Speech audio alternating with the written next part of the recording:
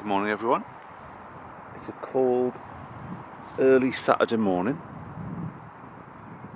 I've just popped down to the edge of GALLEY'S GILL Cemetery in the heart of the city of Sunderland. At one point it was just known as Bishop William Arthur's area. I've just come down to give a little update on what it's looking down here, because there's lots going on at the moment with all the construction.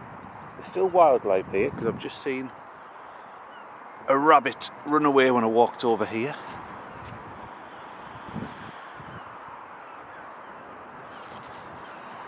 I don't think I've been down for a couple of weeks. I've been off work, so I've not been that near here.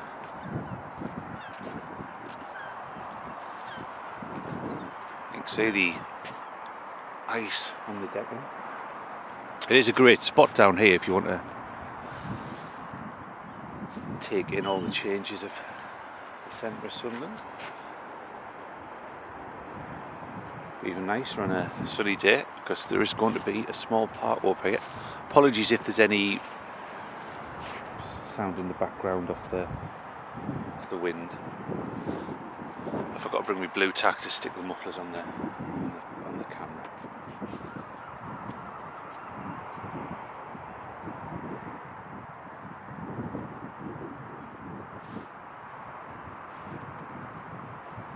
Still lots of bird song.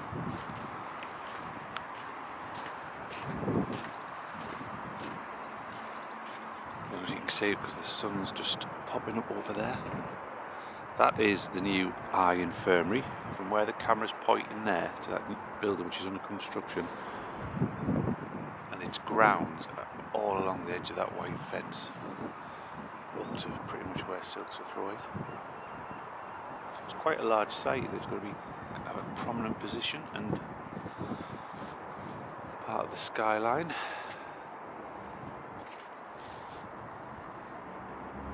So let's see what they've been doing here.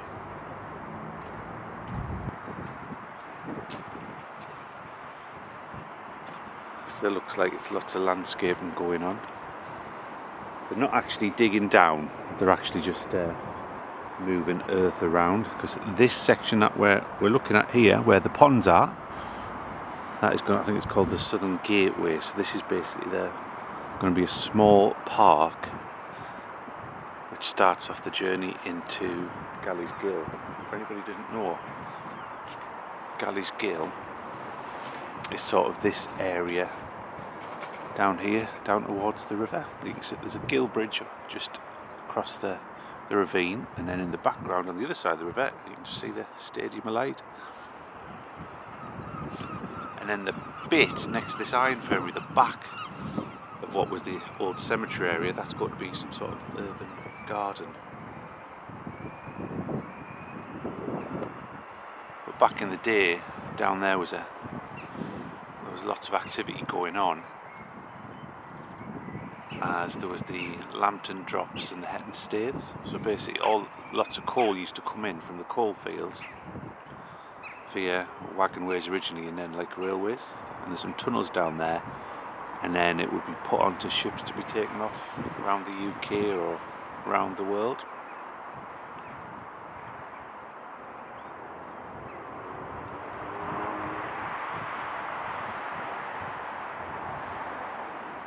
Back in the day, there was many worked in the local area down over Ayres Quay, Bishop William Arthur and Deptford, who would have been coal trimmers before it became more automated, but they were still carried on. And they would have to go into the holds of ships and spread the coal around, which was back-breaking work. So a lot of them would sit around waiting for the ships to come up the weir. It was well paid. It was one of the well-paid jobs in the coal industry, being a trimmer down on the river. One man was Thomas Pigg, who was the mathematician. In his spare time, he learned how to read and write, and learned maths so that they could work out if they were being paid the correct amount, because they got paid, I think, as well for the amount of work that they did.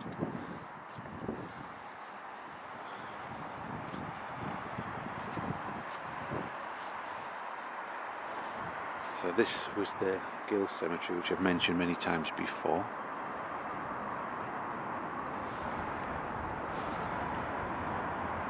and it's stretched right up to the middle of the dual carriageway up there opposite Isaac, and then right down to Thornton Place, which is near the Premier Inn over there. There's only one trace left that was ever a cemetery, and that there's one of the gate posts in some bushes at Thornton Place.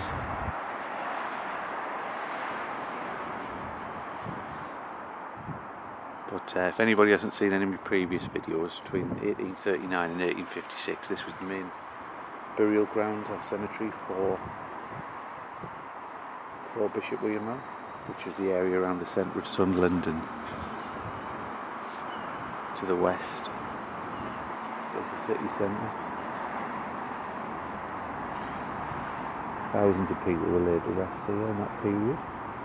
It even had vaults, which over where the camera is pointing, underneath where that fence is now. Everything was way down the surface because this whole area originally was a ravine, and the Duke of Wellington's brother, who was a rector of the Bishop Wearmouth Parish Church, which is, you can just see the top of it in the background, it's now Sunderminster. He said the town could have the land for burial ground,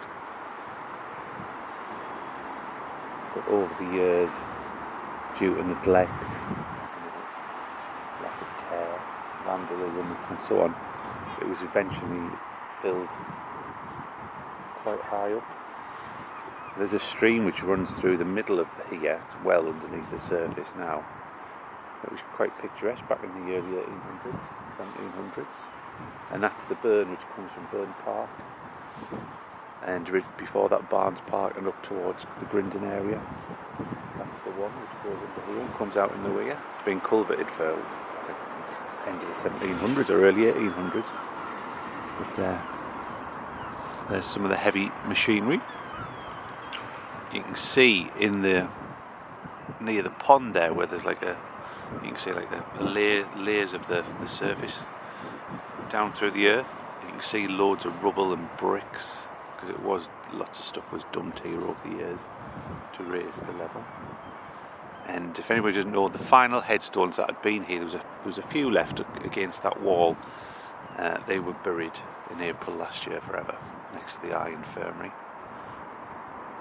If you do want more information on the GILL Cemetery, I have got a Facebook group called the GILL Cemetery, which has got lots of pictures, old and new, of the site and history of some of the people who are buried there.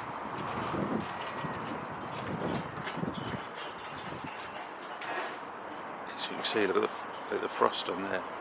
It's rather cold. I'm just waiting for Aldi to open. And if you go down there, there's actually there's workmen on at the moment. They're working on the new bridge, the footbridge across the weir, which I can see it from here, but you probably can't see it on the camera. It's just on the other side of the GILL bridge. So I'm going to say goodbye because my fingers are absolutely freezing. So if you do enjoy that video, please give it a like. If you want to, click on the subscribe, and I will see you next time.